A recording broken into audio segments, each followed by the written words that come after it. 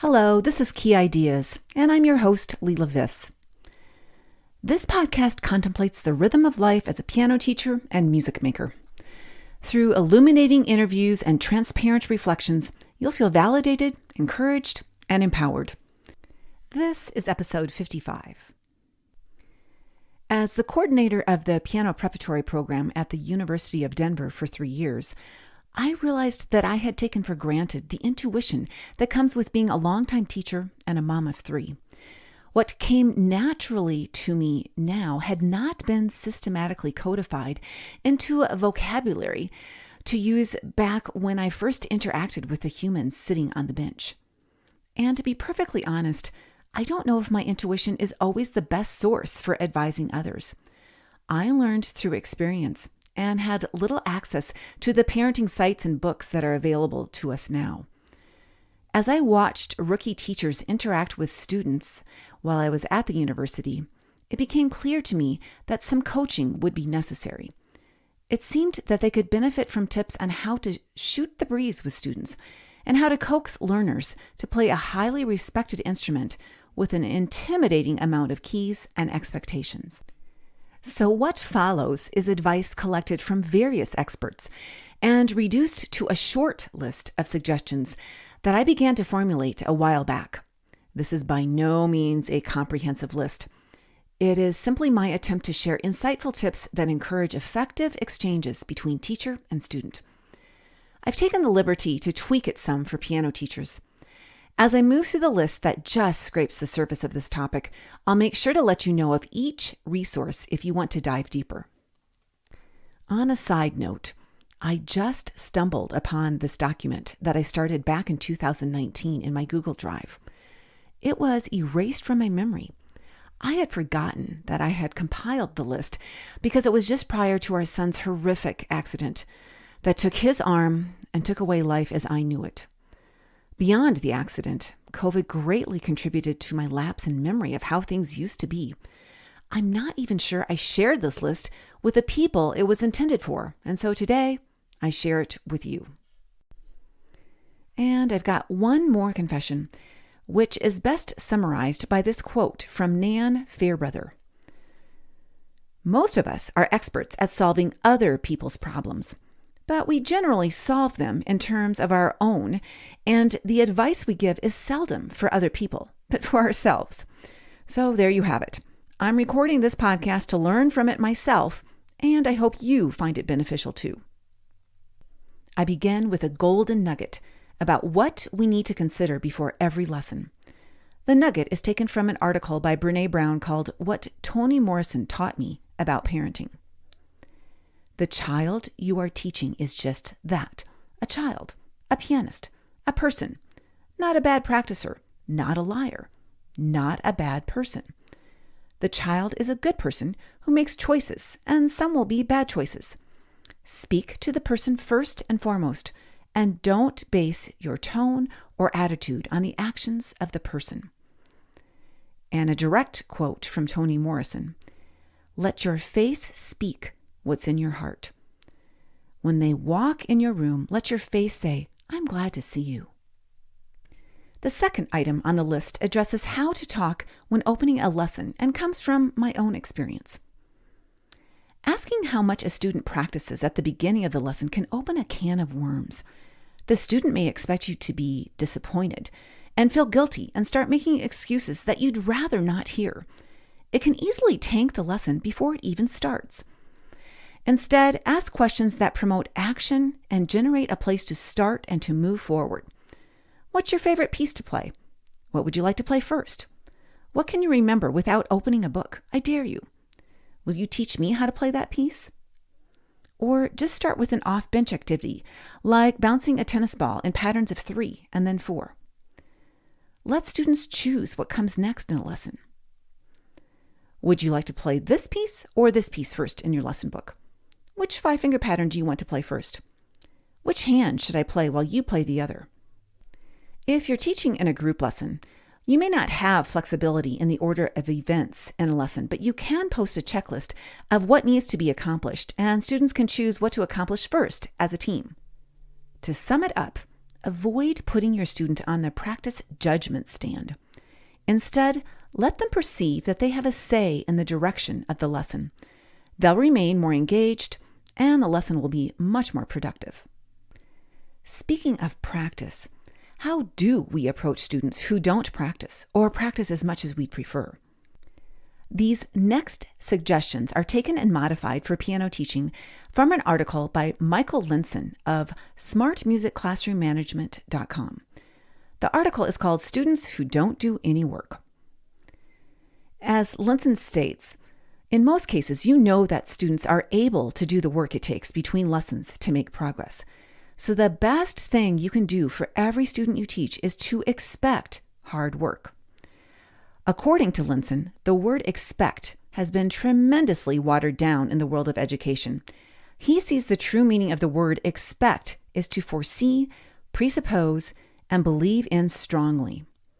Here are 3 recommendations that Linson provides to get reluctant students to start producing real work, real practice, and start making real improvements and progress. Number 1, teach great lessons. This is your number 1 job and the very essence of being a teacher. You must produce clear, compelling lessons that students want to pay attention to. Your teaching skills must be strong enough to capture their attention. Pass along your knowledge with passion, humor, and creativity. This will draw students in, absorb them in the moment, and maintain their state of flow. Strive to make lessons a place where time slows, the mind focuses, and concerns and worries of the past and future fade away. You must set your students up for success by checking thoroughly for understanding. In this way, before you send them off to work independently and practice at home, they know exactly what to do and how to do it. Following Linson's train of thought, here's a challenge for you. Plan at least 3 ways to explain or demonstrate a concept to ensure comprehension. Look through your games and tools that invite students to experience concepts off the bench and with their bodies too. Begin by modeling first and then explain. In a nutshell, talk less, play more. Lennon's second recommendation comes down to 3 short words. Let them be. This comes from his frame of mind as a classroom teacher, but I include his advice here because his insight could help us as we sit beside our piano students. According to Lennon, once you, the teacher, have done your job, once you've provided students everything they need to succeed, you must shift the responsibility to actually do the work over to them. Students need to know and be reminded at each lesson that it's all up to them to take what they've learned and apply it. It's all about their efforts between lessons. This sends the message more than anything else that you trust that students can really do it and that you believe in them and expect them to succeed. Lennon advises teachers not to placate students or let them off the hook. Letting them rely on excuses for not practicing can delay a critical choice on your student's part. They can either do the work, or if they choose not to do the work, they may no longer believe in themselves or their abilities. He goes on, forcing their hand is the change agent they desperately need to upend their downward trajectory. When the decision to either succeed or fail comes so directly and honestly every day, the pressure to make the right decision, builds and grows stronger and harder to avoid. So how can we as piano teachers apply this tough love advice since we don't have the luxury of time to sit and wait for students to start practicing when we've got a wait list? I suggest that we don't give up on them just yet. Instead, demonstrate practice strategies within the lesson and practice with the student in the lesson. Let them experience a win at the lesson. Then prompt them to make a plan on how they will keep this up at home. Another way to jumpstart students' reluctance to practice at home is to offer off-bench time before or after a lesson. During this time, assign students to practice with headphones before or after their lesson so they practice practicing. This way, they'll get the hard work out of the way, and home practice can be more of a review than the grueling eat the frog work. Look for a link in the show notes to learn more about eating the frog. Another piece of advice from Lennon: praise the work, not the student. Instead of rushing over with a huge smile and telling the student how wonderful they are because they played one measure correctly, which very effectively lowers the bar of expectation, point out their good work. Focus on the content of their production, wherein lies the key to an untapped yet very powerful sense of pride. Just be sure that your praise is true, quick, and subtle.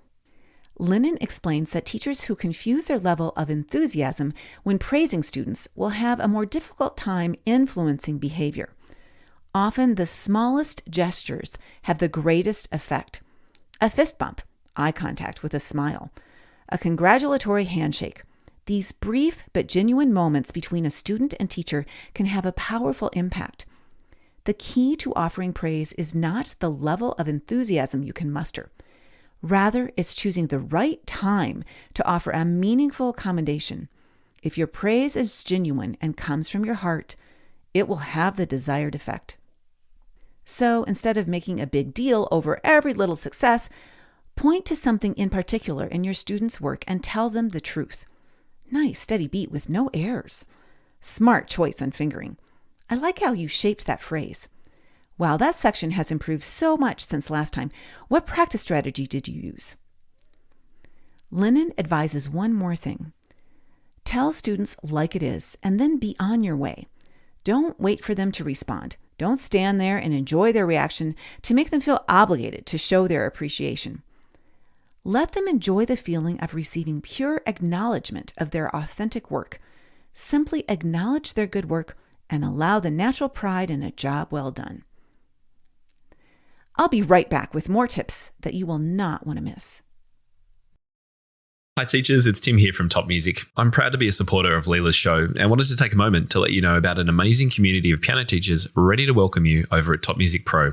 Top Music Pro is the global hub for piano teachers looking to connect, learn, grow, and be challenged in both their teaching and studio businesses. Community members save time by accessing hundreds of step-by-step lesson plans, creative teaching frameworks, business guides, online courses, and workshops. We offer training in topics as diverse as piano technique, lead sheets, website building, intermediate repertoire, group teaching, and special needs teaching. We also save you money through our extensive discounts with Music Notes, Sheet Music Plus, Music Room, Office Depot, Tonebase, and many more. And if you like sheet music, all our members get a free book of studio-licensed, beautifully engraved sheet music each and every month. So come and check out the Top Music Pro community free for 14 days on our full access studio plan by heading to topmusicpro.com and using the coupon code TEAMLEELA. That's all one word. Don't tell anyone, but there's also a surprise discount waiting for you when you click join now. I can't wait to welcome you inside.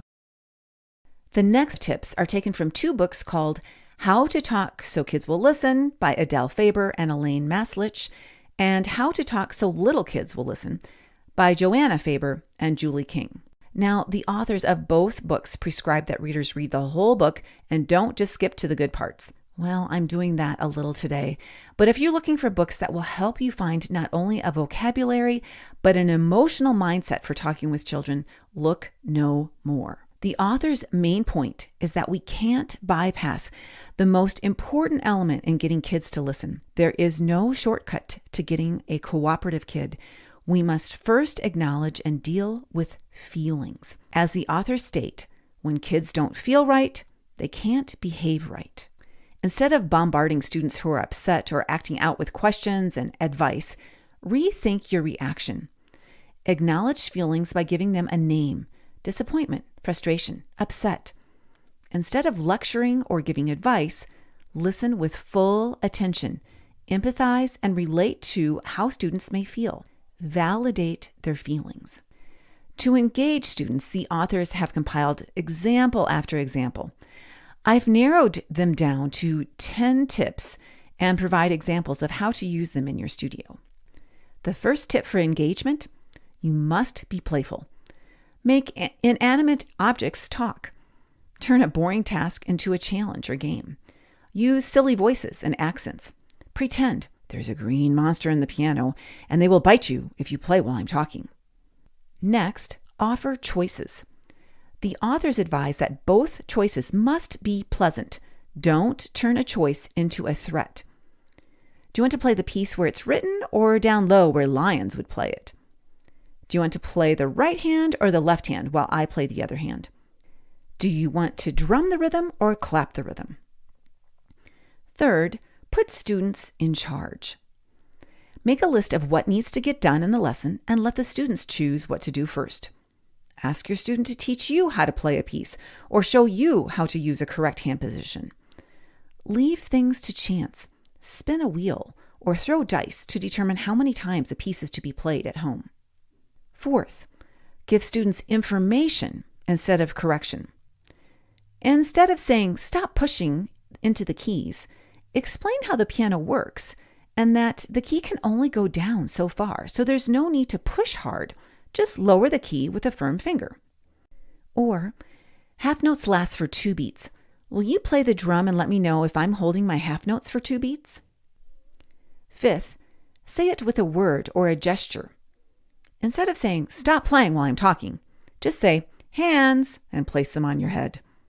Instead of saying, "Get your books out and turn to page 10, say, "Books," and then wait until they have their books, and then say, "Please turn to page 10. To get kids to stop talking, hold your index finger to your lips and wait for students to stop. Sixth, describe what you see. Appreciate progress before describing what's left to do. Wow, I saw firm, rounded fingers when you played that piece. Now let's add a steady beat. Avoid irritating commands or accusations. So instead of saying, "Get back here and pick up your books," say, "I see books on the floor.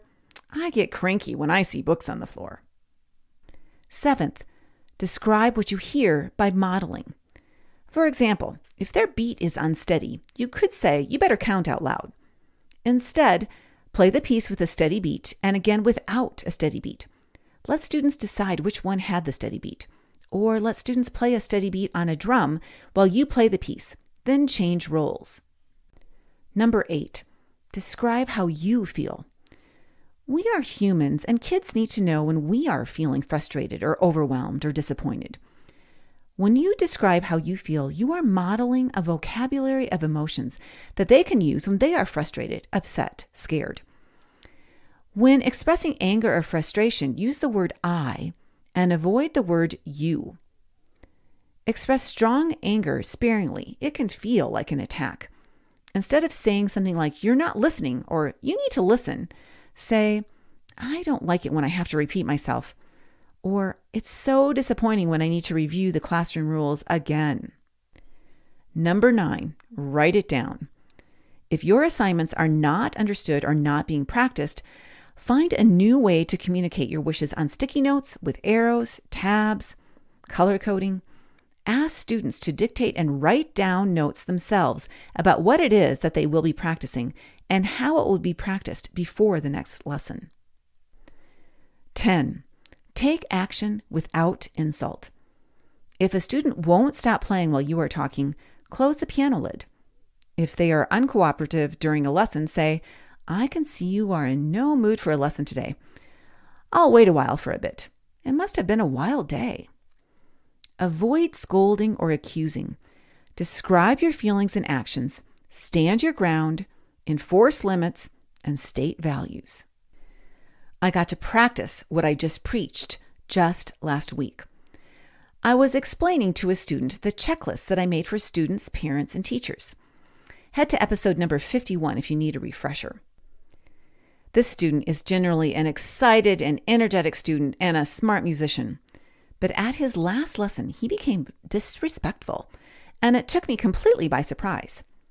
I kept my wits about me and remained calm. On the outside, I appeared emotionally unaffected by it. I said, "Let's pause and see if you're ready for a lesson in a few minutes." He tried to play the piano, but I asked him not to, and so he sat while I put things away, cleaned keyboards, and checked emails. About 5 minutes later, I sat across from him and asked what had gotten him so upset. It turned out that he did not like the checklist I shared with him. He didn't want his mom to be involved with his practice. I understood his need to be independent. Once I explained why I shared the checklists and then I shared them with everyone, he calmed down and in his words he said, "I'm sorry I made a fuss." Then we moved on with the lesson. Whew, I was relieved. Stepping away and not letting my emotions get the best of me kept the lesson afloat. Asking what triggered his disrespect was the key to getting to the bottom of the problem. By spending a little time away from each other, we both regulated our emotions. We reevaluated the situation and re-engaged in a conversation that allowed us to continue with a pleasant and productive lesson. Now come suggestions to show our praise and appreciation. Consider asking questions or starting a conversation instead of praising. Sometimes acknowledging feelings can be more helpful than praise. If a student doesn't play well at a recital and is upset, it's better to recognize that what he did was hard and understand that this can make him unhappy. It's okay to be disappointed. Validate the feelings. Give a child a new picture of himself. After introducing a challenging piece, say, "I imagine you playing this piece for a recital in January." Resist the urge to praise by comparison to peers or siblings. Here are 4 things to describe when we want to give praise. Number 1, describe what you see and hear. I saw excellent posture as you shaped each phrase. Number 2, describe the effect on others. The audience loved your huge smile after your sparkling performance. Number 3, describe the effort. Instead of saying, "Wow, you are so talented," say, "Wow, I can tell you practice extremely hard and your performance showed it. I can tell you really used your practice strategies at home to build more confidence in this section." Number 4, describe the progress. "You played that entire piece from memory this week already?" Line 1 sounded so confident. Can you make line 2 sound just as confident? What will you need to do to get it there? That first section makes me want to dance with your crispy staccatos. I can imagine a frog jumping across the keys. Now the second line seems tricky. What makes it harder? Let's work on that next. The next few suggestions are geared towards how to talk with kids who are wired differently. The world may feel wrong to kids who learn differently. It may be too loud, too quiet, and they don't like being pulled out of their world. This means you may need to join them in their world, maybe under the piano, with stuffed animals, with Legos, with buckets and sticks, whatever it takes to engage them and entice them to stick with you at the piano. This means you need to take time to imagine what the student is experiencing. Perhaps the bench feels strange. It's hard being away from mom. The lights are too bright. It may smell differently than their home, and 88 keys are pretty intimidating. It may feel out of the ordinary for students, so be prepared to accept and acknowledge these sensations and name them. Here are 4 tips to consider. Number 1, make sure to adjust your expectations and manage the environment instead of the child. Here are some things that don't work. Commands. "You need to sit straight and stop talking." Shaming. "You're too old to be squirming like that." Denial of feelings. "This is fun. No more complaining." Lectures. "Like I said before, the only way to make progress is to practice." Questions. "Why did you do that and not what I asked you to do?" Threats. "I'm counting to 3. If things don't change, we're done." Use alternatives to the spoken word. Notes. On sticky notes, use tabs and color coding. Checklists. Make a list of what needs to be completed at the lesson. Pictures. Use them to describe the sound of something or a feeling. Songs. Create a song for finding hand positions or pitch names or finger numbers. Gestures. Wiggle your fingers over the 2 black keys. And number 3, for students who are not following your expectations, tell them what they can do instead of what they can't do. You may sit on the floor with your legs crossed. Play 1 key at a time. Play with rounded fingers like you are holding a bubble. As I mentioned, I barely scraped the surface of both of these books. I think my favorite part about each book is the situations featured in a cartoon setting where it's made very clear what to say and what not to say. Both books are definitely worth your time and money, and they are linked in the show notes. All right, 1 more resource, and then I'll be done, at least for today. An expert on feedback who I follow and respect is Joe Hirsch, author of The Feedback Fix. If you haven't listened to my podcast on feedback, make sure to head to episode number 32 called Feedback Repair. Hirsch just published a blog called Leadership is Listening. Here are a few nuggets to chew on from the post. Tip number 1, don't ask questions with hidden agendas. Our questions may attempt to fix, advise, or correct others. Those questions usually begin with, wouldn't you agree, or don't you think, and end with something of, am I right? For example, don't you think you are playing the rhythm incorrectly there?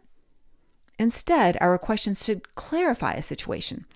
If a student plays an incorrect rhythm, ask something like, are those dotted quarter notes giving you trouble? Did I get that right? That simple check for understanding conveys genuine interest and your team approach to fixing the rhythm. Number 2, be reflective, not reflexive.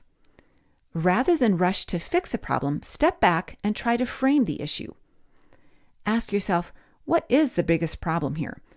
Getting the rhythm wrong or the student not understanding the notation? What assumptions is the student making about the rhythm? What assumptions am I making about their understanding?